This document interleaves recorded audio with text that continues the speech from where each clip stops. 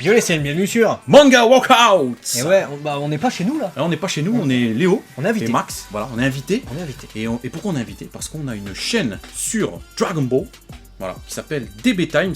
Et aujourd'hui, on va vous présenter l'Ultra Instinct, donc le Migate no Gokui. La maîtrise des mouvements instinctifs. Maîtrise des mots. Voilà, vous avez tous les synonymes possibles que Goku développe, notamment dans Dragon Ball Super. Exactement, on a l'habitude de vous parler de Dragon Ball sur notre chaîne, et là on est super content justement de voir qu'on va parler de ça, parce que c'est quelque chose qui est récent dans Dragon Ball, mais c'est quelque chose qui apporte quand même un beau développement. C'est ça. Donc on va voir au sein de cette vidéo ce que ça peut représenter dans notre monde. Voilà, donc il va vous présenter ça. Et nous on va revenir très rapidement aussi sur comment le Migate no Gokui a été introduit dans Dragon Ball Super et qu'est-ce qu'il est en réalité. Alors il est apparu pour la première fois déjà dans l'épisode 110 de Dragon Ball Super, au moment où Goku était confronté, no spoiler, à vraiment une menace qui a fait qu'il a dû briser sa coquille et se surpasser pour ne pas mourir. Il s'est éveillé justement à cette maîtrise des mouvements instinctifs, mais pas parfaite. C'est-à-dire que officiellement, elle est appelée Migate no Gokui Kizashi. Donc on voit Goku avec les cheveux noirs relevés comme ça, et puis les yeux argentés, mais c'est une forme qui est non aboutie. C'est-à-dire qu'il maîtrise en partie voilà, les esquives, les trucs comme ça, mais elle n'est pas parfaite parce que la puissance de ses attaques n'est pas encore impactante. Il manque encore quelque chose pour qu'il réussisse à maîtriser parfaitement cet état. Alors, pour ceux qui se posent la question de se dire mais qu'est-ce que c'est que ce Migate no Gokui? Vous connaissez Dragon Ball, nous on sait pas trop, c'est pas notre cam, donc ça nous paraît un peu flou. Il y en a. Il y en a, donc il y en a qui vont tout de suite comprendre. En fait, la maîtrise des mouvements instinctifs, pour faire très simple, c'est le fait de laisser son corps réagir sans avoir besoin de réfléchir. Pour prendre un exemple rapide, je vous jette des clés, vous les rattrapez, vous avez réfléchi à rien du tout, c'est vos réflexes. Et donc du coup, cette maîtrise éveille tous ses sens et toutes ses facultés à son paroxysme. Est-ce que vous vous entraînez assez pour être à la pleine capacité de vos moyens? Telle est la question qu'on peut se poser, et on va essayer d'y répondre dans cette vidéo. Exo!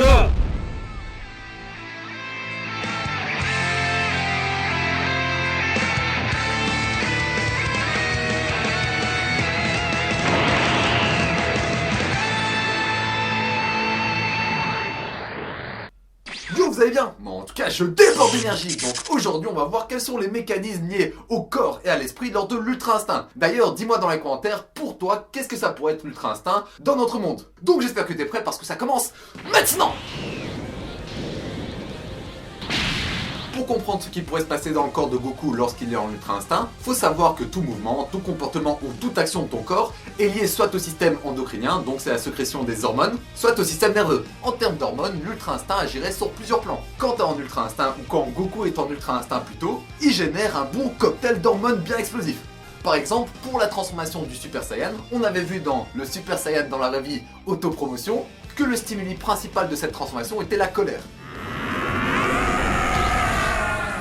Et que donc elle était très fortement liée aux sécrétions de testostérone, d'où la prise de muscles, de force, de capacité physique. Mais pour l'Ultra Instinct, c'est totalement différent. Tout d'abord, ce qui fait la différence entre la zone et l'Ultra Instinct, c'est la situation. Chez Goku, on a vu l'Ultra Instinct s'activer quand il était en situation de danger, sur le point de mourir. Et dans notre cas, c'est la même chose. Quand on est en danger, quand on a peur, quand on est sous un gros coup de stress, notre cœur s'emballe, on court plus vite et on tape plus fort. Alors comment est-ce que c'est possible? Tout ça est lié aux sécrétions d'adrénaline, cette hormone qui permet de déverrouiller les limites de ton corps, comme la douleur par exemple. Et c'est grâce à ça qu'on voit souvent des gens faire des exploits de malades sous la panique. Tout ça est dû à la montée d'adrénaline. Après, ce qui commence à être assez contradictoire dans ce que je dis, c'est que malgré cette montée d'adrénaline, Goku est super calme. Goku est super concentré.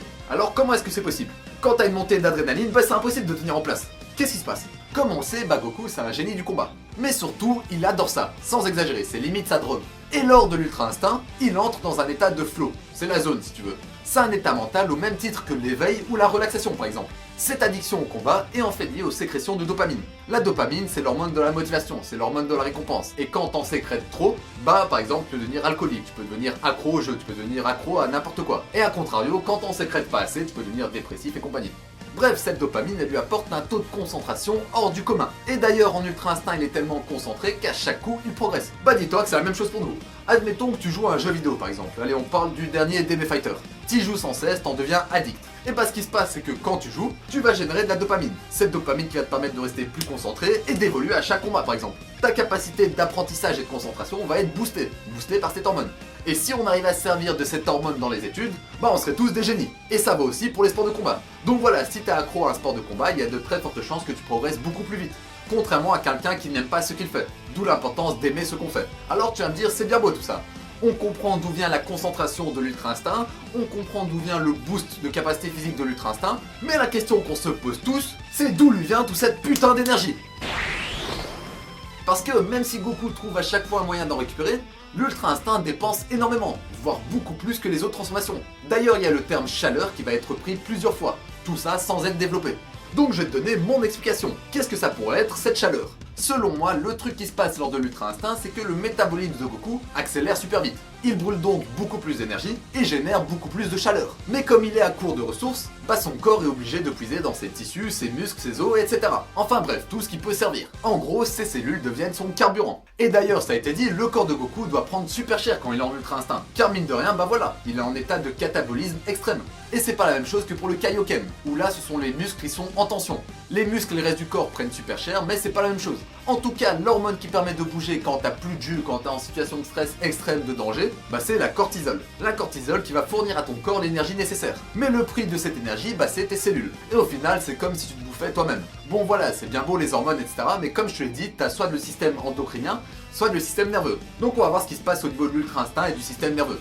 De façon globale, bah chaque mouvement c'est un chemin à travers ton système nerveux. Plus tu pratiques un mouvement, plus ce chemin va devenir court. Et moins ce chemin va te demander d'énergie car il sera optimisé.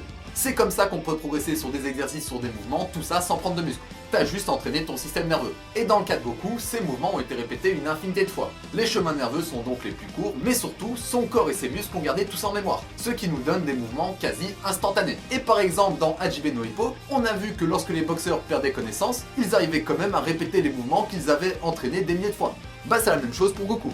Et d'ailleurs, avant chaque ultra instinct, il a l'air sonné, voire évanoui. Bah le fait d'être sonné brise un peu la barrière de la conscience, ce qui lui permettrait d'agir plus facilement. Mais il est possible, en fonction des réflexes, d'être encore plus rapide et d'utiliser un système nerveux local. C'est-à-dire que l'information que l'ordre ne passe pas par le cerveau, mais est remplacée par un autre centre de commande. Par exemple, un point sur la moelle épinière. Bah tout ça, ça nous donne des mouvements avec une rapidité hors du commun. Et dans Hunter x Hunter, Killua va utiliser ce principe pour gagner encore plus de vitesse. 脳の命令を省き反射のみで繰り出される限界を超越した攻撃は容易に敵の肉体の動きを追い越した。 Alors pour l'instant, bah tout ça, ça tient la route. Je pense que t'es d'accord avec moi.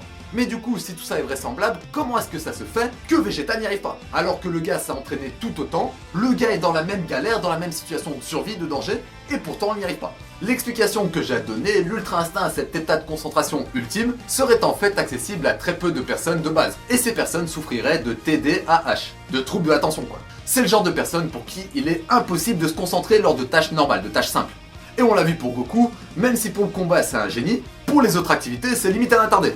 Un autre syndrome de cette maladie c'est l'impulsivité, ce qui est clairement la marque de fabrique de Virus, qui lui aussi a l'air de toucher à l'ultra instinct. Par contre, les gens qui souffrent de cette maladie ont en contrepartie un état d'hyper-concentration, mais uniquement pour ce qui les intéresse. Leur notion du temps est complètement flinguée et ils se retrouvent vraiment plongés dans cet état. L'hyper-concentration est beaucoup plus violente que l'état de flow qu'on peut tous atteindre.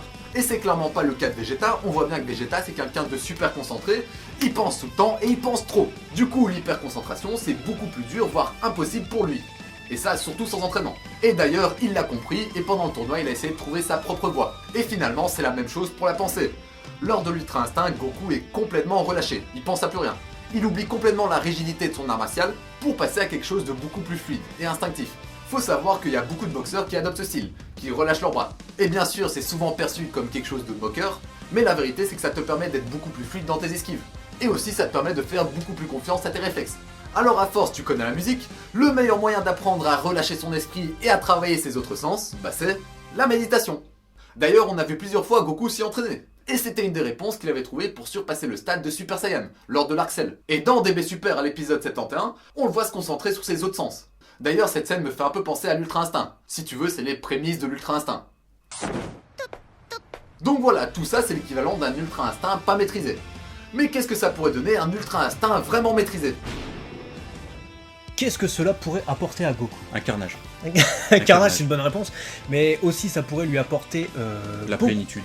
la plénitude, un peu comme dans la culture asiatique en fait finalement. C'est ça. C'est-à-dire que ça fait un certain parallèle avec l'éveil des chakras, vous avez certainement remarqué avec ces couleurs argentées.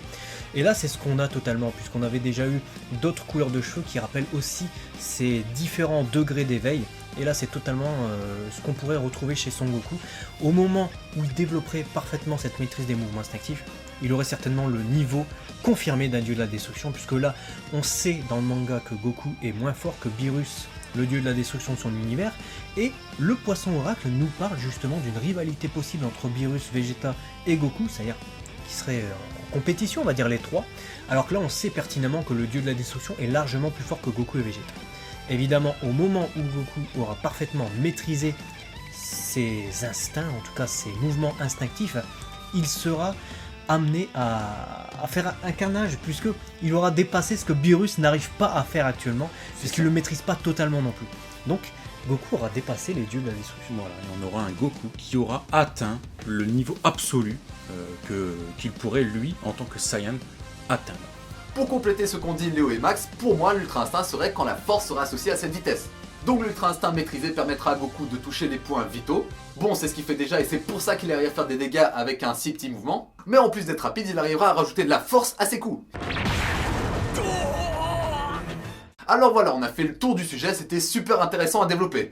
Un grand merci à Léo et Max de la chaîne DB Times, passez voir ce qu'ils font, c'est du super taf. Si t'es fan de l'univers de Dragon Ball, c'est inévitable que tu passes sur leur chaîne.